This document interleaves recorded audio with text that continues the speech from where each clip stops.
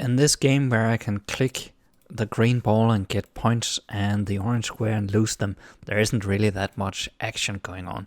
But if it was a very intense game with lots of elements, I might want a more visual indication of score than just a number. For instance, like a progress bar that showed me how many I had. And to figure out how to make this work, first I'm going to create the HTML for my progress bar.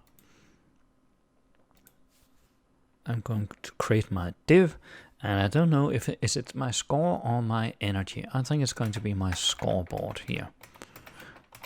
So my scoreboard would be, that would have a progress bar of some sort, maybe like a thermometer. But right now I'm just creating another div ID. Say that would be my progress meter, and inside that I will have another div ID that is my actual progress. So if it was a thermometer, this would be the background or the container of the thermometer, and then this would be the liquid inside it. So let's make this visual. And I don't have any graphics for it, so I'm just creating a temporary one in CSS. First, let's create the progress meter. So progress meter. And that would be something positioned absolute, I think, with a width. I'm just creating a box right now.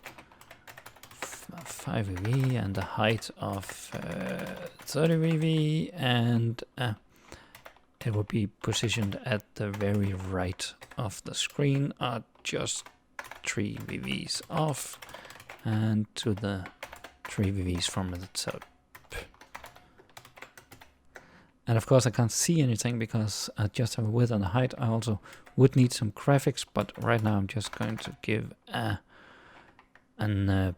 border of 2 pics solid black, just like my other elements. And here we have my progress meter, and inside that I'm going to have my progress.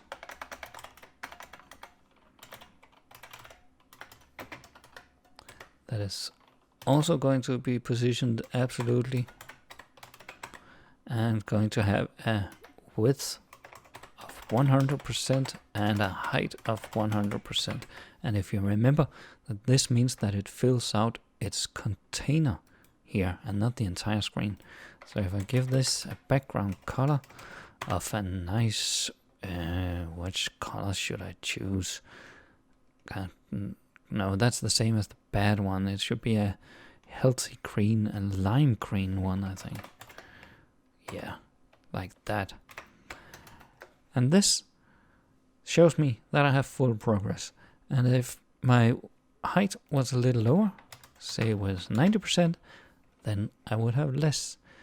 It's a bit annoying that it's in the wrong, but the wrong end here. I would like it to kind of drop down, but that's fairly easy to fix because I could just position this at the bottom. So 90% in there, and 80 and 70 and 60 and 50 and so on. So now I just need to make my points modify this progress. If I'm so lucky that my design says I only have a few different levels of my progress meter here, maybe 10 different levels, then I could simply create classes for saying progress at 0. Now I'd say at 1, when I have 1 point, then the height, that would be 10%. And then I would have another progress at 2, where it would be 20%. And 3, where it's 30, and so on. And I'm just going to create the rest at super speed here.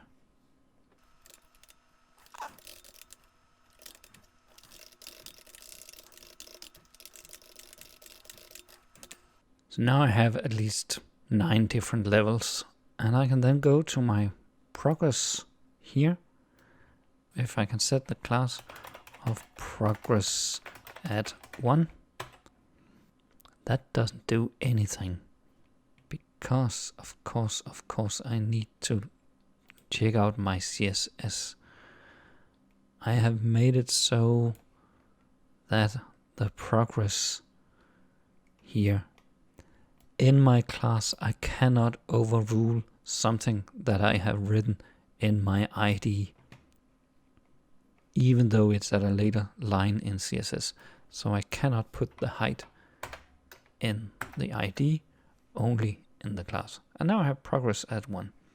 That means I'm also going to need a progress at 0.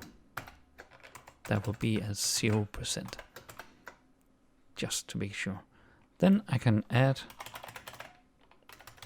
progress at 2 and 3 and 4 and 5 and 6 and 7 and so on. So now I just need to do this in JavaScript. To set this progress class, we already know how to do that.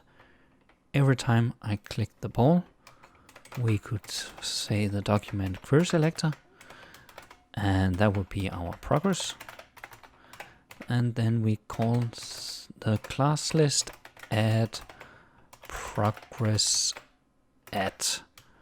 And what numbers should we add? Let's just try to add a number 2, just to try and see if it works. So right now we are at 0 or nothing. If I click this, then we have progress at 2. And the next time we click it, it should be at... Actually, the first time now that I think about it, yeah, the next time I click it, it should follow the number of points. So now it should be 4 and 5 and 6 and 7 and 8 and so on. So this number here should be the number of points. And just like here, where we concatenate the points into a text, we can concatenate the points into a class name. And this would give us, we started at 2 points. So now we have 3, 4, 5, 6, 7. And when we lose points, nothing happens, because we need to also remember and copy this down here. Then we can get points and we can lose them again. But no, we can't. There's a problem. And the problem is that we have all these classes here. So this works best if it's something that just goes in one direction, where you can add another class. But of course, we can fix this. We can just remove all the other classes. So you would have the query selector here, and it would remove the progress at, and then it would be progress at 0, and it will remove the progress at 1, and it will remove the progress at 2. I go into hyperspeed once again.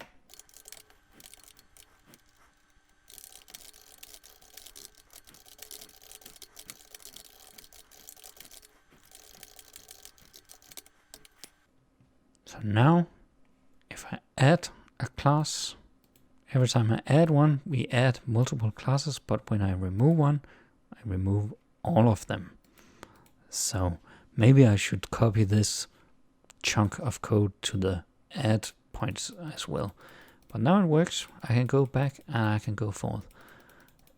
And of course, if I go too far, nothing happens, because there's no more classes. I don't have these progress at 15.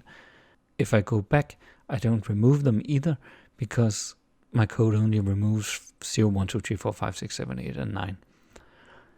So if you're thinking there must be a smarter way of doing this, of course you're right. But I think that if this works for you, then go for it. If it doesn't, or you don't like it, or you really feel like learning something more complicated, then go ahead for the advanced version.